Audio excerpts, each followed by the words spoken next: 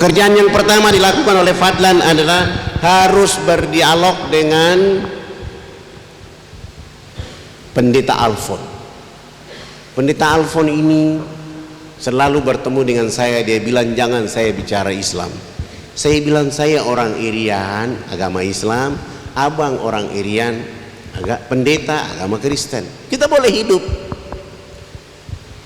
Saya berusaha untuk bertemu dengan beliau. Akhirnya suatu waktu saya mencoba selesai sholat subuh, saya jalan kaki ke rumah beliau kurang lebih 200 meter. Perjalanan pagi menuju rumah beliau, jarak 1 meter saya mau sampai ke rumah beliau. Saya lihat beliau sedang lari pagi di depan halaman rumahnya. Ketika saya lihat beliau lari pagi, saya percepat langkah untuk bertemu beliau. Ketika saya tunduk, beliau lihat saya dan lari masuk. Pintu rumahnya dia tutup. Saya angkat wajah saya di depan pintu rumah, sudah tidak ada orangnya. Saya akhirnya masuk. Saya ketuk pintu rumahnya di pagi hari itu. Selamat pagi. Yang keluar dari dalam adalah istri beliau. Pagi, ada apa? Ibu, saya mau ketemu dengan abang pendeta Alfon. Istrinya langsung mengatakan, mohon maaf, Bapak tidak ada di rumah. Dalam hati saya baru yang tadi lari masuk itu siapa? Saya pulang. Hari kedua saya datang lagi. Selamat pagi. Anak beliau yang keluar. Mohon maaf, Bapak tidak ada di rumah. Saya pulang, hari ketiga saya datang lagi. Selamat pagi. Anak berikutnya keluar mengatakan tidak ada di rumah. Saya pulang, hari keempat saya datang lagi. Selamat pagi. Istrinya yang keluar masih saja mengatakan tidak ada di rumah. Saya pulang, hari kelima saya datang lagi. Selamat pagi. Istrinya lagi yang keluar tetap saja mengatakan tidak ada di rumah. Sampai 1 bulan penuh tiap pagi saya mengetuk pintu rumah itu, tidak ketemu dengan abang pendeta, kecuali mendapatkan jawaban dari istri dan anak silih berganti tidak ada di rumah. Bulan kedua hari pertama tetap saja saya datang ke rumah itu. Selamat pagi. Istrinya keluar mengatakan tidak ada di rumah. Hari kedua bulan kedua saya datang lagi. Selamat pagi. Anaknya keluar mengatakan tidak ada di rumah. Hari ketiga bulan kedua saya datang lagi. Selamat pagi. Anaknya keluar mengatakan tidak ada di rumah. Hari keempat saya datang lagi. Selamat pagi. Istrinya masih saja mengatakan tidak ada di rumah. Saya pulang hari kelima saya datang lagi. Selamat pagi. Istrinya masih saja mengatakan tidak ada di rumah. Sampai hari ke-15 saya belum tiba di rumah itu. Istri dan anaknya sudah menunggu saya di depan rumah. Begitu saya menyapa selamat pagi, mereka mengatakan, Anda ini tidak bosan tiap pagi datang ke rumah kami?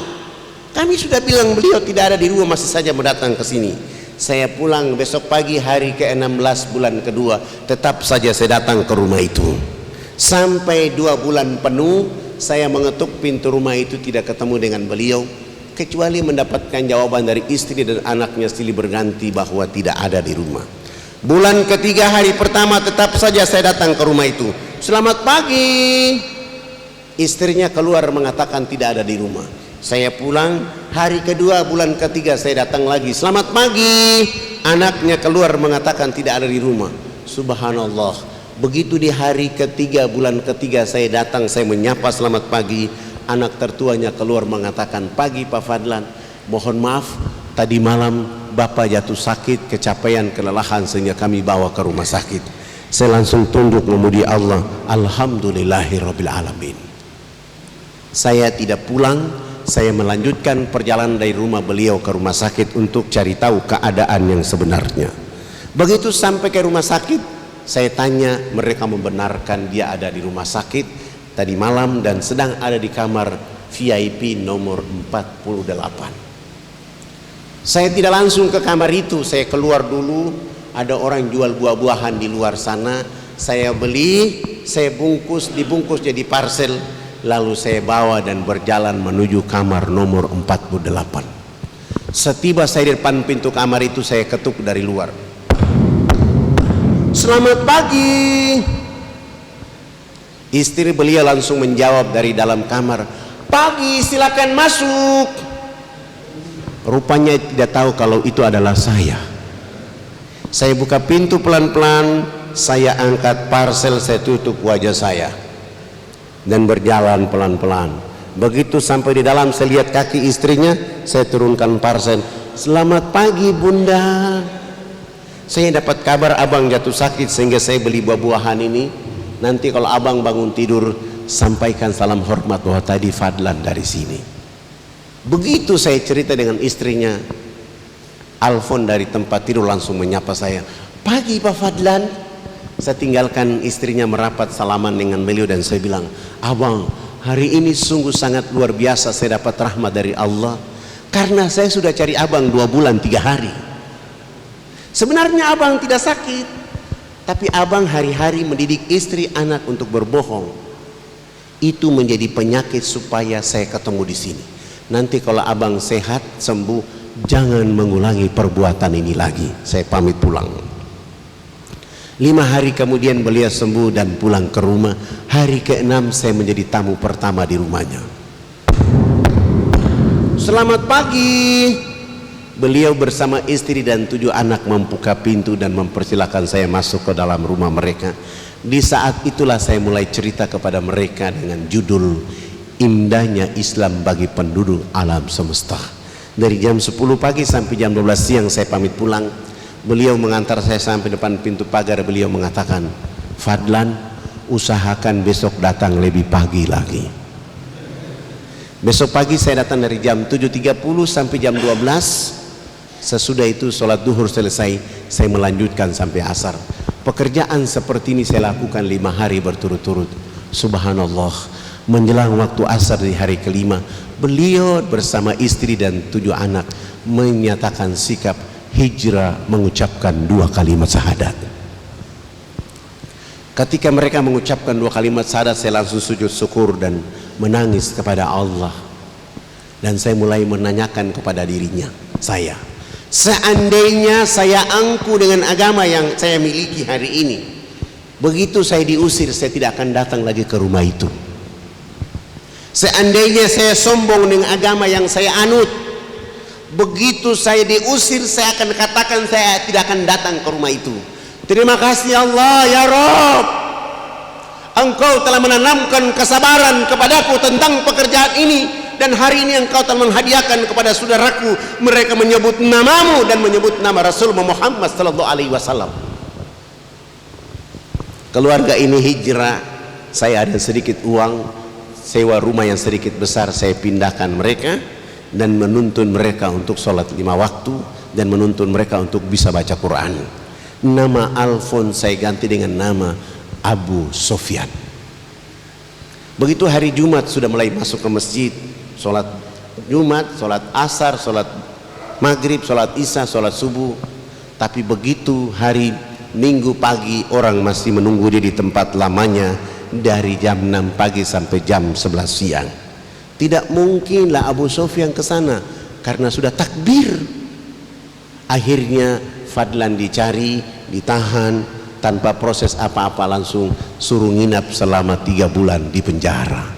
Alhamdulillah. Keluar tetap saja berdakwah, bergeser dari kota ini ke kampung ini kurang lebih 179 km. Begitu datang ke sana ternyata nama saya sudah dikasih tahu dengan teman-teman.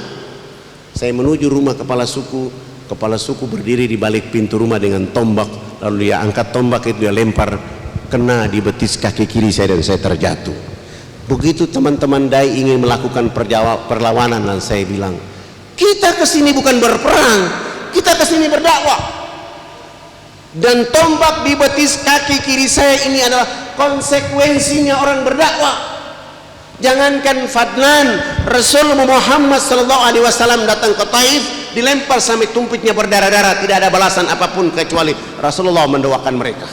Tugas kalian adalah mencabut tombak dari betis kaki kiri saya. Begitu dicabut, saya dilarikan ke rumah sakit, harus tidur di sana selama 3 bulan masa penyembuhan. Setelah sembuh sehat walafiat, saya coba lari pagi, kaki saya sudah kuat, dan saya bilang, kita kembali ke kampung itu lagi. Teman-teman mengatakan, Ustadz kan sudah ditombak di sana, untuk apa kita ke sana? Hei, jangan bangun kebencian dan permusuhan dengan orang. Tugas kita berdakwah. Akhirnya kami datang ke kampung itu. Saya turun dari kendaraan menuju rumah kepala suku. Sebelum masuk ke rumah, di halaman rumah itu ada anak tertua beliau. Saya dekati beliau dan saya tanya, "Abang, ada bapak kepala suku?" "Ada, tapi beliau terserang penyakit malaria. Kami tidak punya uang, kami tidak punya mobil, sehingga kami tidak bisa bawa bapak ke rumah sakit." Saya langsung jawab, "Saya datang ini menjemput bapak kepala suku, abang dengan mama, kita bawa ke rumah sakit biar mengobati bapak di rumah sakit." Anak tertuanya mengatakan, "Tapi kan abang sudah ditombak bapak beberapa waktu yang lalu." "Itu urusan lain. Urusan sekarang adalah kita harus menyelamatkan bapak kepala suku." Akhirnya beliau masuk, kasih tahu bapaknya dan mamanya. Kami bawa beliau rawat di rumah sakit selama 2 minggu, sembuh sehat walafiat. Kami siapkan bekal hidup untuk mereka, kami antar pulang mereka ke kampung halaman, kami kembali ke kota. 1 minggu kemudian baru kami kembali ke sana berdakwah. Subhanallah, baru 3 hari bicara Islam, kepala suku bersama istri dan 13 anak, ditambah 15 kepala keluarga di kampung kecil itu pun hijrah, mengucapkan 2 kalimat syahadat. Ribut lagi, Fadlan dicari lagi, ditahan, nginap di penjara selama 6 bulan. Alhamdulillah, setelah 6 bulan itu selesai, keluar tetap saja berdakwah, bergeser di atas ini. Subhanallah, baru 2 bulan berdakwah, Allah kasih hidayah kepada 30 kepala keluarga.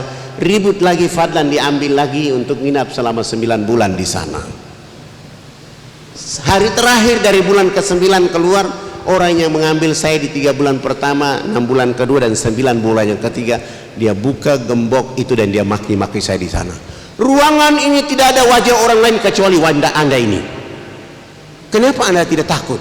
Saya bilang, "Saya bukan maling, saya bukan pembunuh, saya bukan penjahat, saya juga bukan pemberontak. Saya hanya ingin mencerdaskan saudara-saudara saya di negeri ini agar pasti tunduk memuji Allah Subhanahu wa ta'ala. Kalau abang mau menangkap saya, silahkan. Tapi saya mau bilang sama abang, orang kaya abang ini suatu saat akan ditangkap oleh Allah, disiksa oleh Allah habis-habisan karena abang salah menangkap orang." Beliau langsung mengatakan, "Jangan kau kasih takut-takut saya." Di saat itulah dia bawa pulang saya ke rumahnya, suruh saya cerita Islam kepada mereka. 8 jam kemudian beliau bersama istri dan 5 anak pun hijrah mengucapkan 2 kalimat syahadat. Saya mulai berpikir, tidak ada pekerjaan yang paling asik di dunia ini kecuali berdakwah.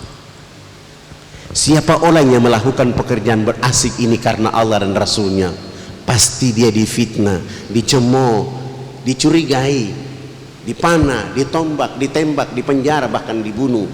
Tapi Allah akan ganti dengan hidayah lebih cepat daripada angin. Saudara-saudaraku yang dirahmati oleh Allah Subhanahu wa ta'ala, dengan konteks dakwah ini kita akan menyelamatkan seluruh manusia di atas muka bumi ini, khusus Indonesia tercinta. Kita harus merapatkan barisan.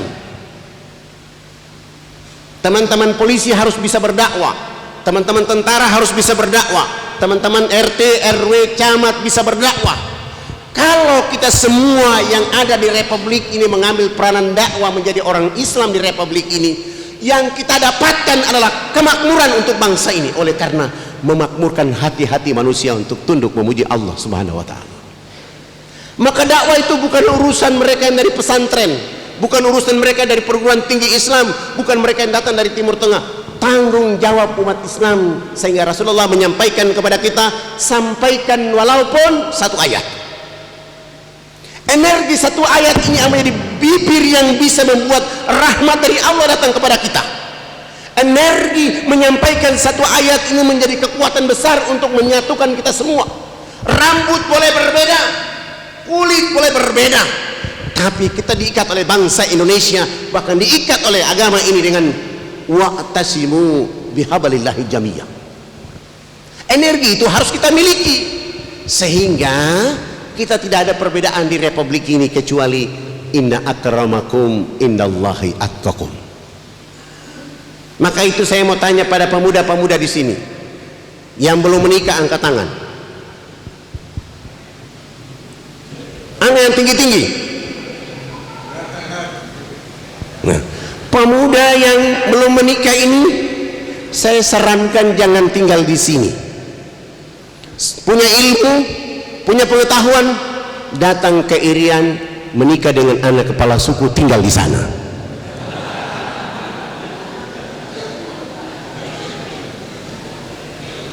Kalau tinggal di sini, nikah sama orang di sini, anakmu anak Jawa. Tapi kalau nikah dengan anak Irian, anakmu adalah anak Indonesia. Warnanya coklat-coklat, keriting-keriting. Itu Indonesia. Ini harus dibangun oleh kita, sehingga semangat menjaga Indonesia dengan dakwah menuju kemakmuran dan kebangkitan bangsa ini. Itu yang kita belum punya sampai hari ini.